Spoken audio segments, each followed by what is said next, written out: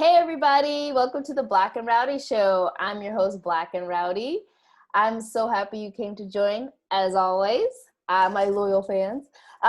So this show today, we're going to be talking about different women that are in the film industry, independent film industry, and then in theater.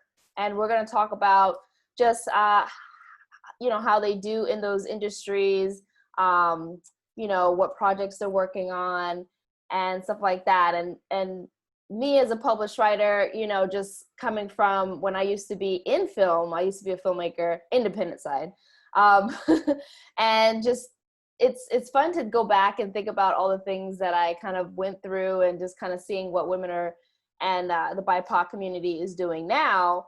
I'm sure it's totally different from what it was 10 years ago when I was doing it. But we're just going to kind of dive in with different questions and just see what's going on. So if I'd like to introduce Petal Weeks and Mackenzie Gomez. Thank you, ladies, for joining. Go ahead and turn on your video and your mic. Let me put on gallery view. So yeah, I think being in those industries can be kind of difficult, whether it be theater, film, any of those industries as a woman. But then on top of that, being a part of the BIPOC community can be even difficult to even, find work or, get the right, get the right people to help you on the project. I know that's what I went through. It was very difficult to find people to help me, I don't know how it is now, but I kind of want to start off with what has been your experience in the industries you're in? Independent, whatever the case. What has been your experience? Has it been a good experience? Has it been a bad experience? We'll just kind of bounce off of that. So anybody can jump in.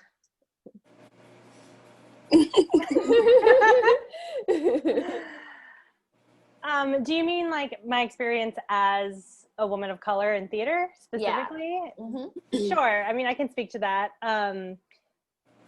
When you sent me these questions, I wrote down incredibly challenging, but upon further reflection, just to dive into that a little more, I mean, it's exactly what you're talking about of how it's so difficult to find people to be in your corner and not just be in your corner, but care about you as an artist beyond a stereotype. I think in theater specifically with my experience, theater is just so far behind, and I mean the world is behind, so if theater is also behind, that's just amplified. And so often the only roles that someone like me would be considered for are either two-dimensional or a stereotype, and I know that I have so much more to offer as an artist, and so finding representation or finding casting directors or anybody who sees beyond my last name or beyond my skin tone is hard to come by. It exists, but it's really hard to find. And so it's kind of just like swimming upstream all the time. But then when you do find those projects, it can be really fulfilling, but it's just really hard to find them in the first place. Oh yeah, absolutely. I definitely had that experience as well. I think, when I was in high school, I did theater, and it just wasn't a pleasant experience. I gotta be honest with you. I mean, theater was fun, but unfortunately I was given those type of stereotypes and stuff. And of course, back then I was younger and I wasn't really equipped with being able to push back, or be like, I don't want to be this character, or, that kind of thing. I was young, and I think one of the projects was for me to be a ghetto stepmom, and I was like, how do I be ghetto? I was having such a hard time with the character, because it was a stereotype, and I came from a neighborhood was all white, so I really had no clue. I had to look and find out, what does it mean to be ghetto? What does that actually mean? And it's just terrible. So I didn't have a very good experience. But anyways, Petal, what has been your experience? Well, it's so funny because I also come from a theater background. And so that for me was one of the most frustrating things for me because I came in as an actor, and because I'm from the Caribbean, one of the big things I would get all the time is, you need to change your accent. you know, and it was just like, but my accent is part of me. Mm-hmm. And I just didn't, you know, and I understood, like, you know, there are certain roles, for example, if I'm playing somebody Southern, you know what I mean? Mm-hmm. Yeah, then obviously, but if it's like a generic, whatever, for me, like an accent or something like that, it just adds so much more interest to the person. Yeah. But that's not how it was. So I came from that background in theater. Yeah. And then, you know, so by the time I moved over to film, I had already started getting away from acting because, you know, especially like going on those cattle calls were just the most demoralizing thing for me. And I was like, no, that is not what I want to do. So I started producing theater with one of my friends, and, you know, who had started a theater company. And so I started producing there. And then I, after doing that, and then one of my friends was like, you know, I have, because I was producing, it's like, would you like to come and be my line producer on my film? Obviously, I had no idea. I had no idea what I had to actually Google what a line producer was, because I had no idea. And then I realized, oh, it's like, you know, a lot of with budgeting and all of those things. So I literally did exactly what I did in theater on the film. That's exactly what I did. And that's all. So that was like my introduction into, and, you know, it was a short film that went on to win like quite a few awards. And it was, I have no idea how that happened. But one of the things I learned on that film was that I could do everything, because I came in as supposedly a line producer. Yeah. I ended up being costumer, you know. Location. Yeah. I was just like, well, how did this get part of casting? And I was like, how did I get it? You know, but then it was such a great time doing it. Yeah. I was like, oh, well, if I could do this, I want to have my own company, and I want to write. I had never written in my entire life, you know. And I was like, well, I can write my own, because my friend wrote, you know, he wrote the script and everything, and co-directed it. And I was like, well, I want to do that.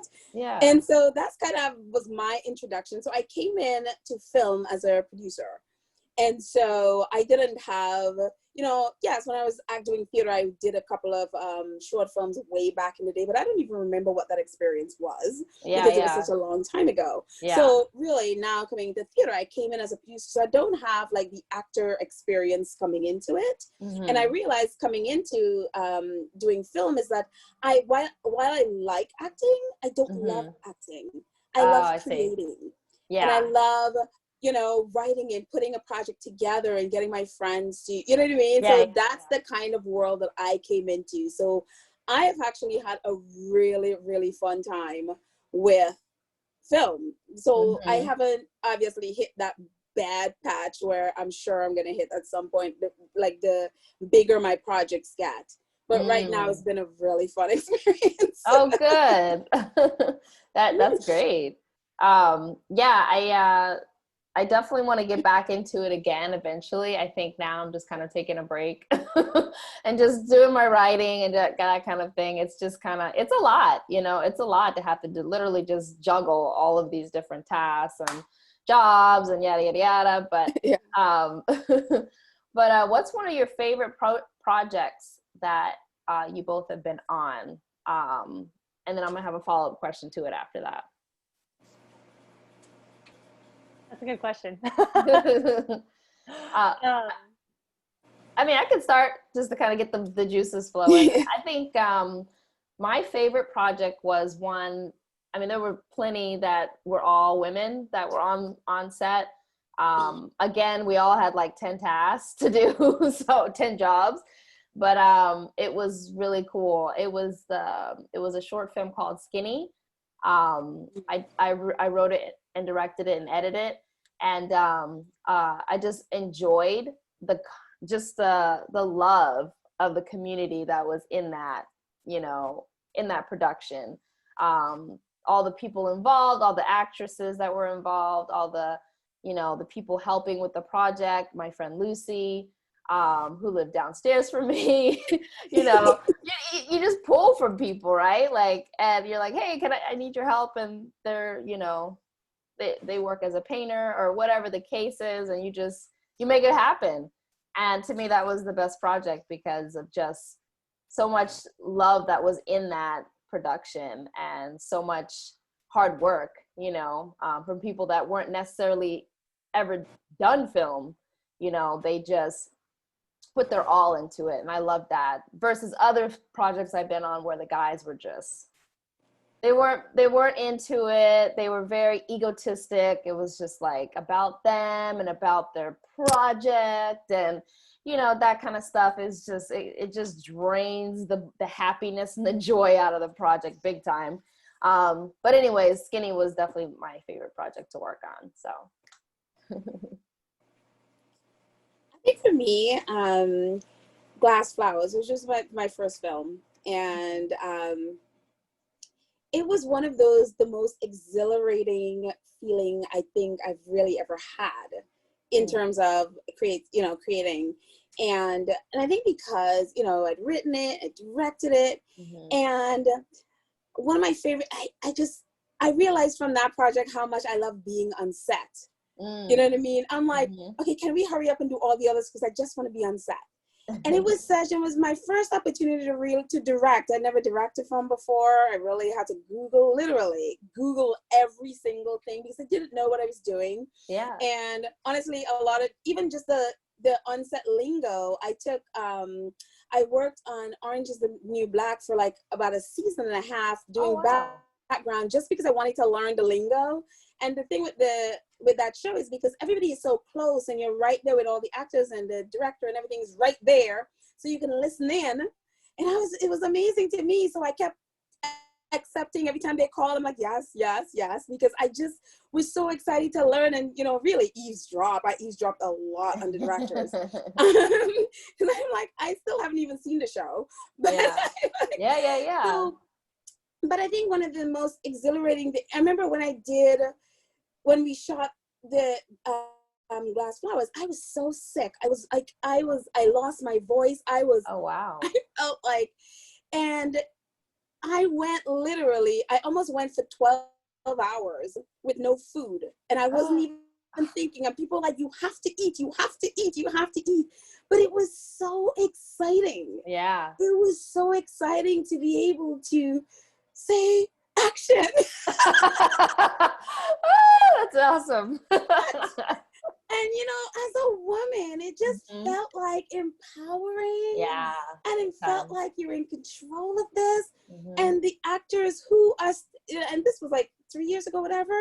And the lead actress who, you know, the film is about, she was like 16 when I met her, and now she's like almost 20, and she's a, you know, professional dancer and doing all this stuff with all these big time performers. Wow. And I still feel like that's my baby.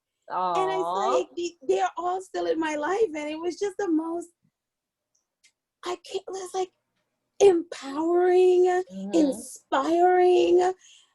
And I remember there was even one part of it where one person was kind of disrespectful to me as a director because, you know, it was a guy. And I had to be like, no, this is not happening on my set. Yeah. You're going to be respectful, and this is how it's going to be done. Yes. And I was just like,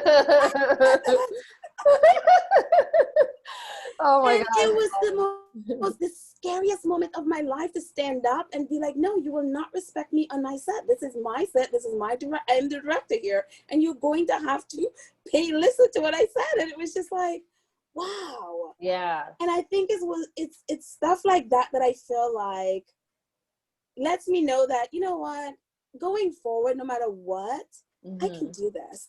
Yeah, that's right. That's right. That's great. Oh, wow. I love that.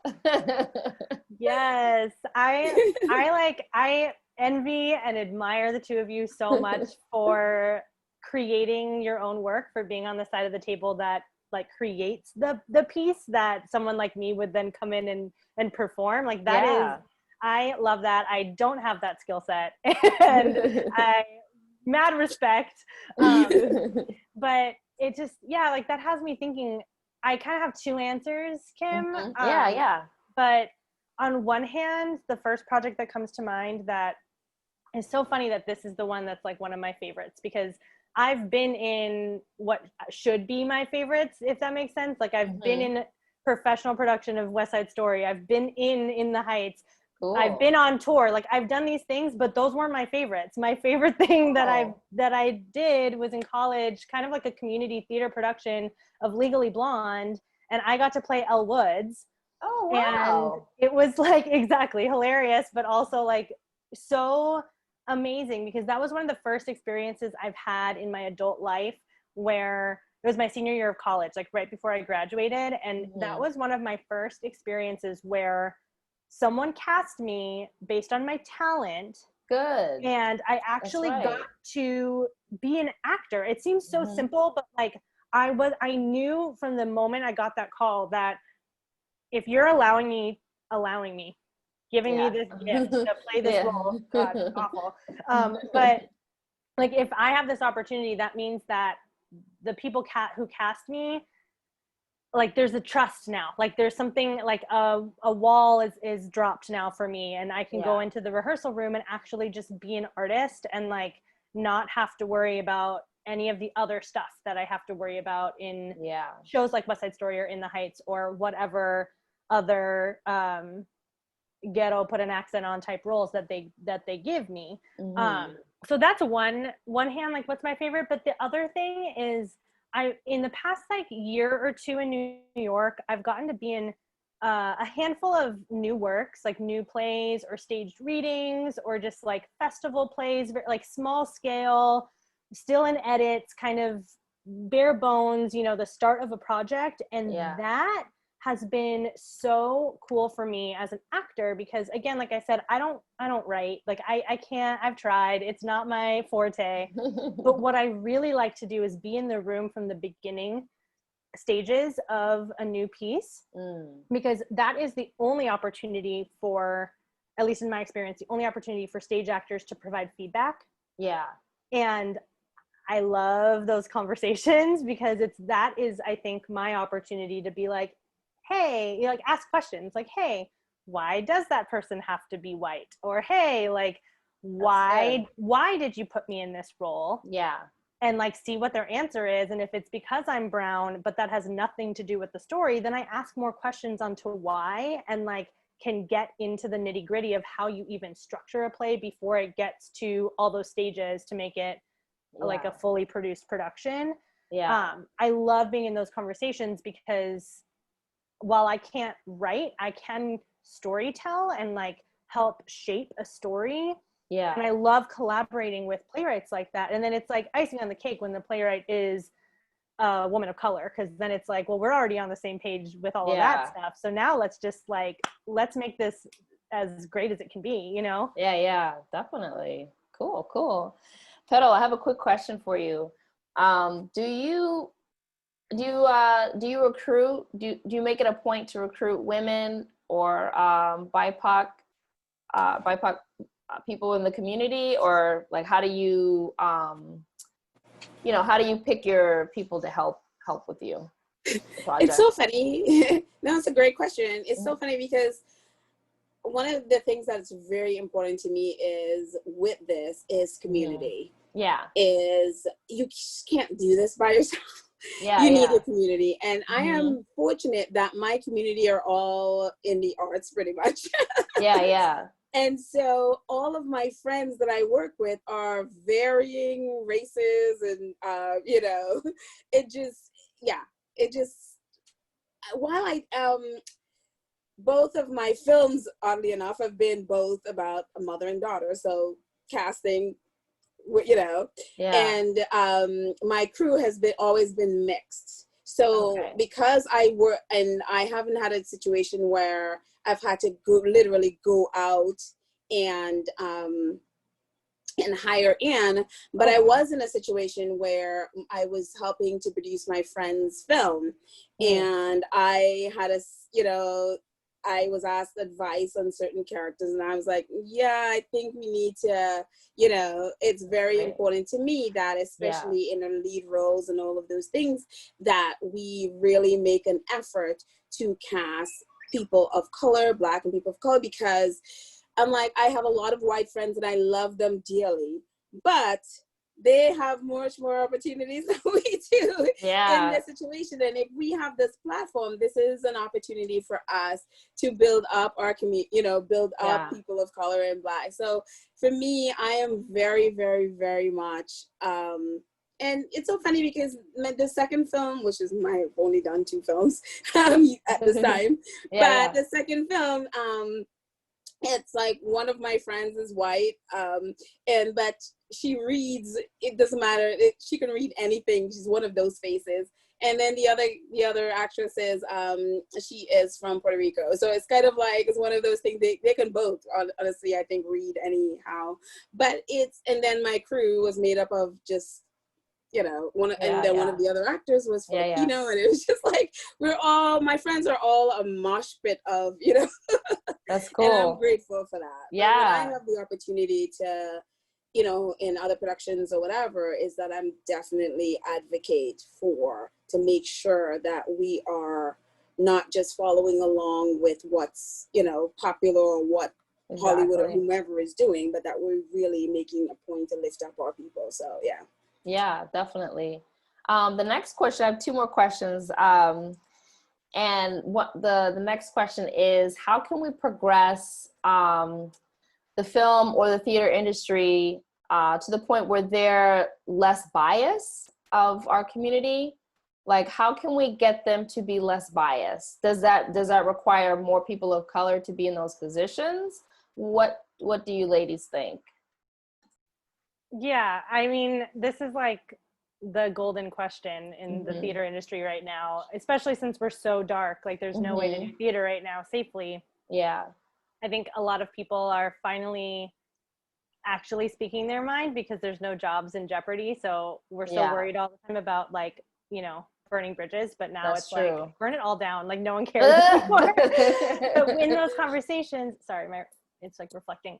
In those conversations, like, the thing that I keep coming back to is we have to get to the root of the problem. Like, yes, we need more color on stage. Yes, we need more plays that like service that. But at the end of the day, when I go into an audition, I'm already set up to fail because the producing team is all white, the casting team is all white, the playwright is white, the creative team is all white, and usually the accompanist is also white. So then I walk into the room and I'm already seen as a token or seen as whatever it is that they see me through the white gaze. And so I don't think that there's any way to fix or eliminate the bias within the theater industry unless we start from the root. And so that means bringing more women and people of color to be producers. We need to amplify people of color and women who are playwrights. Like, we need to start there and like start at the beginning of it all, so that by the time an actor of color walks in the room, we already feel like it's a safe space to just be an artist versus like, oh man, like, did I wear my hoop earrings today so I can get hired? Like, that's not, there's going to be bias no matter what. So I think it definitely starts from the beginning. Yeah. I think, you know, I totally agree with everything you said. I totally agree with it. And on top of that, it's so funny. I was having this long Twitter conversation with, I feel like, every Black person in the United States today. And I kept getting all of these like Twitter messages going back and forth because we had this thing, someone posted something about Tyler Perry filming. He did this whole thing with his production company where they're actually filming right now. And they have already filmed one of his 22 episodes of one of his shows, and they are on to filming, and they have created this entire COVID program where they literally live in a bubble. Like, they come and it's like camp. They're not going home. They stay for however long they're filming, and they stay there. They get COVID tested every day. I mean, he worked with CBS. He worked with CBS, and I'm not sure which. I think CBS, is it Warner Brothers? Whatever the other the production company that he works with in Hollywood, to create this incredible COVID program where they have been able to film safely. And when they started, they had 4 people, and I think they isolated them, and, you know, obviously they weren't there anymore. And then they've been able to film safely. And so someone was writing about it, and then people were on and they were criticizing him a lot because a lot of people they're not into his content and all of those things. Yeah. And my thing, so I wrote this tweet. It basically said, I wonder how many people on here who are criticizing Tyler Perry have their own production companies or have their own. And so from that triggered a whole mosh pit of responses. And so I spent the entire morning responding to that. Oh and my thing is, and I understand there was a lot of things, and I'm sure there's a lot of problems in there. But the thing that I was trying to get across, and then finally I had to just bluntly say it, is, the whole time people are like, but he's doing this and he's doing that and he's not paying for this and he's doing that and he's, abusing people's, work and not paying them enough. And I'm like, I understand he has a lot of stuff. And one person wrote this thing and he's like, it's just that his, if you think of his stuff in terms of, say, McDonald's, yeah, he's doing a lot of stuff, but it's not nourishing. Maybe it's nourishing to some people, but it's not nourishing to me. Yeah. And I'm like, well, that's fine. It doesn't have to be nourishing to you. If you find that his table, the food on his table is not nourishing to you, you don't have to eat it. Yeah. How about you find a table that is with food, either find it or build it, and put the food that nourishes you instead of taking your whole time on Twitter today, criticizing someone else's table. Yeah, that's table right. Or build a table and put the food on it that nourishes you, and then that is a lot more productive. And so it was like, I swear I've been through like 100 tweets with this thing today. And then finally I had to say, look. And then ever since I wrote this, nobody has tweeted me back. I was like, this is the issue. We could stay on Twitter all day critiquing / complaining about Tyler Perry. Mm-hmm. We can do that all day. But what does it benefit you? I said, it doesn't benefit.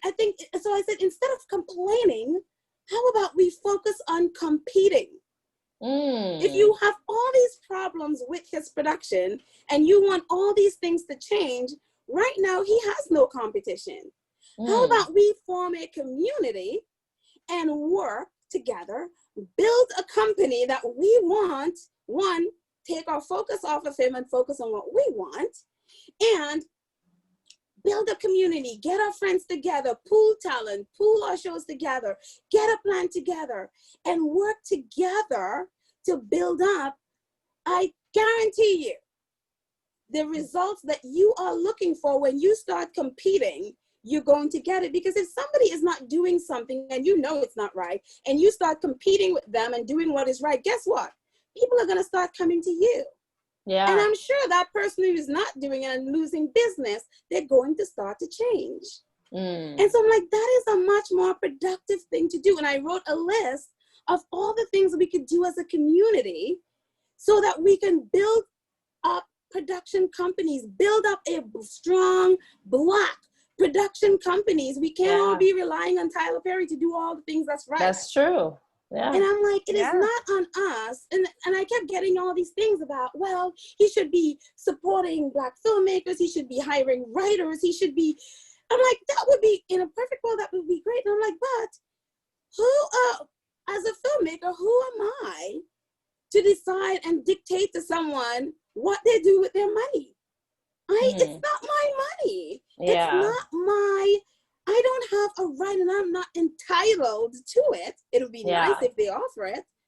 But would I sit on Twitter all day complaining because somebody doesn't give me their money that I feel like I'm entitled to, even though I did nothing to do it? You know what I mean? In a perfect world, that would be fantastic. But I think for us, and of course, there are situations where, I'm sure there are things that needs to change in this production company. Yeah. But I think the thing for us that I am a firm believer in is I have a choice. Nobody can relegate me to anything. Nobody, as one person said, well, he relegates people to the children's table. I'm like, we are adults. Yeah. They can assign you to it. They can tell you need to go, but you have a choice whether you go and sit in there or not. You can walk away. Yeah. And you can do, you know what I mean? You have choices. That's so And so I true. feel the same way about Black people in entertainment or Black actors in film. And I have, it's so funny that I'm not even a fan of Tyler Perry's work, but I'm a fan of his, and a supporter of his mentality. He did a speech. He was accepting an award for something. I think it was like, I forgot the award, but he talked about, he's like, you know what, you guys could go and try to fight to be at someone else's table in Hollywood, fight to sit at their table. I'm going to be over here building my table in the presence of my enemies, and the Lord will fill it, or whatever that scripture is. And I'm a firm believer in that. I think we have so much power in the Black and brown community, and we don't realize we have it. Yeah. You know what I mean? Someone even said to me, well, he's not hiring writers because he doesn't want to make anybody make any money off of him. And I'm like, that is the power we need. Yeah. That is power, when people cannot make money off of you, but you have the power to decide where your money go to. Yeah. And that is the power. That's the thing that we need to understand. We have so much power. Yeah. Instead of sitting and waiting for other people, the thing about it is that you start to build from ground up. Yeah. You harness the power you have around you.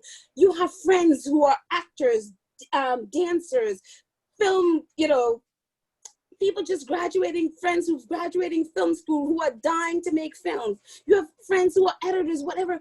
Pool your talent, build, pool your projects, form a company, build. You know what I mean? And more and more and more you build, the stronger you get. But the thing that really got to me today, the moment I put an entire plan out, list it, I did not get one tweet about it. And that's the thing. It's like, it's so easy to complain, or not even say complain. Some people we have grievances, and sometimes it's good to air them. It's good to talk about them. And I'm not damping anybody. It's like, you can't say what you feel. That's fine. But it's like, so much more time, less time should we spend on that. Yes, air it out and move on. Yeah. Less time, but more time in strategically planning how we can build. Yeah. As opposed to, and especially when it's someone who is a Black person, I am never going to go, I don't care what I think about Tyler Perry's show. I will never go on Twitter or any public forum and criticize it. Yeah, definitely.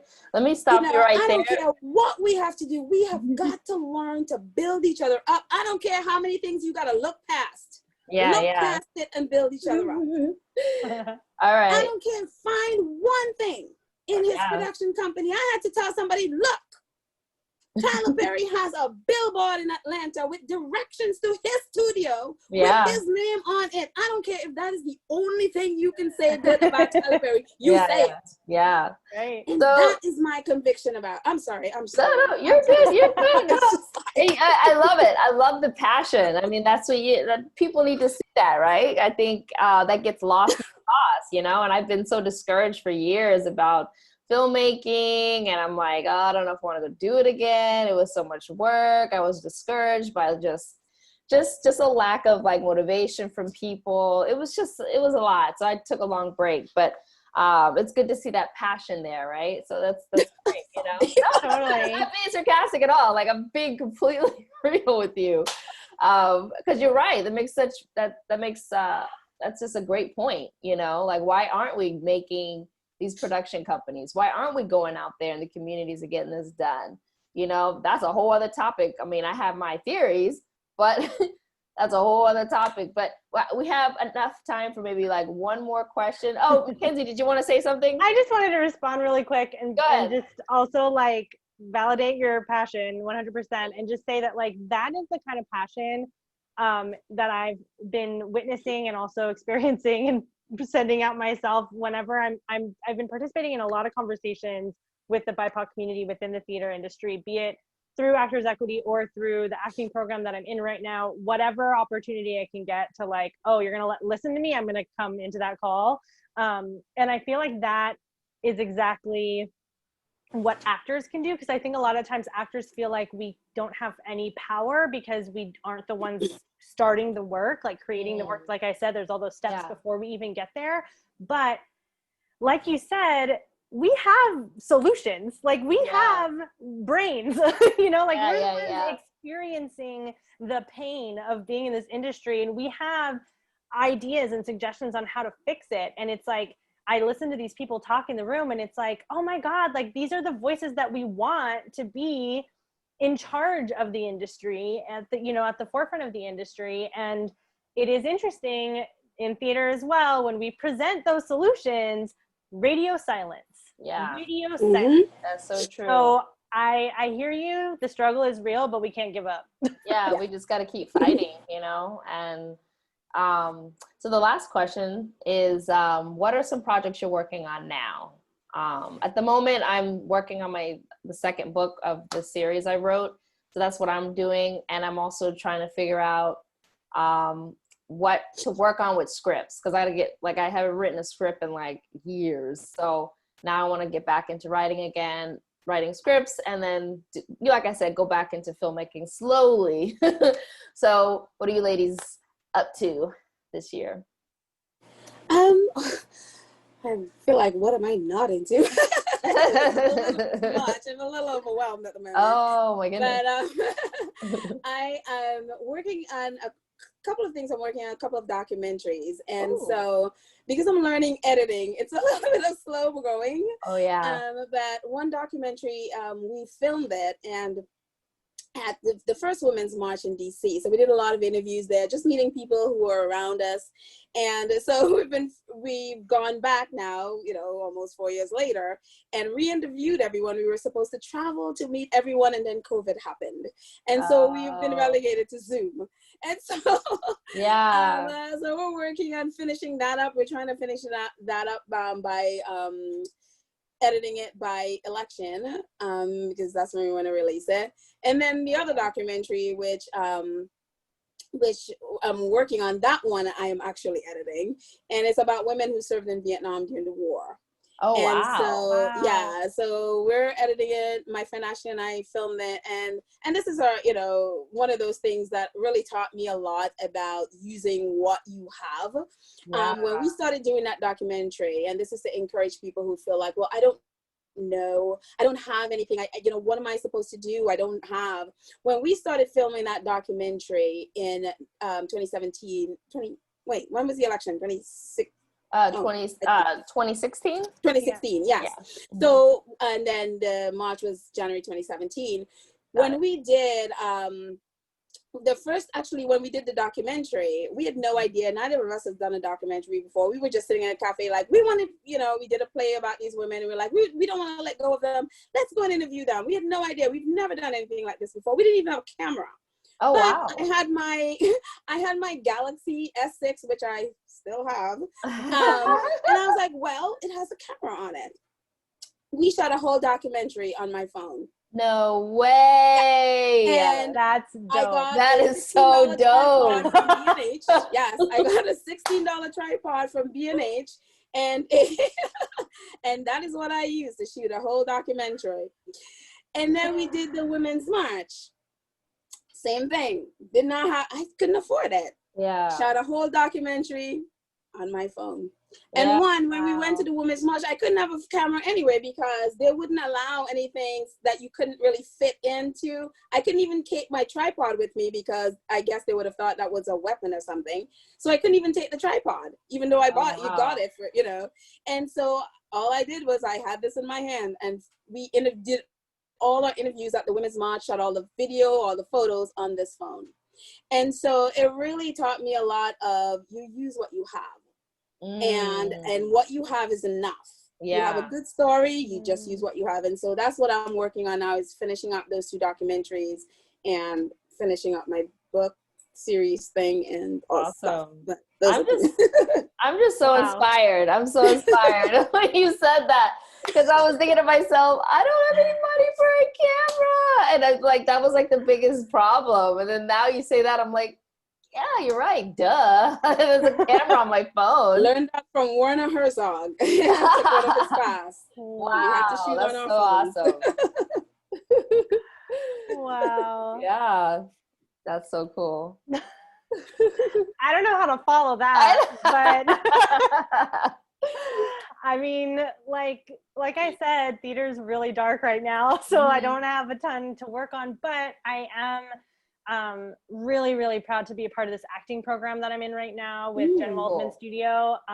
Yeah, it's like changing my life. I just started it this month and I'll probably keep continuing with it, but I'm really just training right now, like just taking classes again, trying to like dust off the cobwebs. And this program in particular is really focused on the social justice work as well. So it's nice. Using my two passions in this studio, which is awesome. So I'm doing that a lot, which is like making me feel creative again for the first time since COVID hit. And honestly, I just choreographed a dance video for our church actually, and I'm probably going to start doing more of that. It was really fun.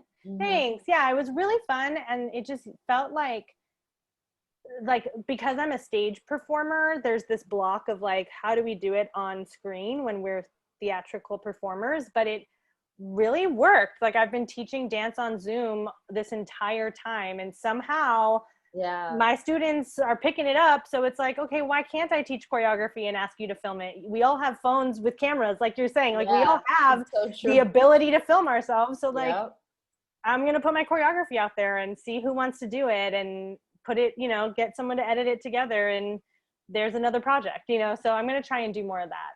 Yeah, that's great. Well, ladies, thank you so much for coming on the show. It was such a pleasure and an honor to have you both on and talking about these amazing projects you're on, and like just brainstorming of what we can do to make both industries more open to the BIPOC community and more women. I mean, through the years, I've seen slowly but surely, like things slowly changing, and eventually it will change, I hope, and I believe it will eventually. But I see all these different programs, that are open to funding, different projects and funding, women in film and funding for Black creators. I saw that on Facebook the other day. So I mean, I see things slowly happening. But again, thank you for coming on the show. I appreciate the both of you. And thank you, audience, for listening and tuning in. Thank you. Bye. Thanks. Bye.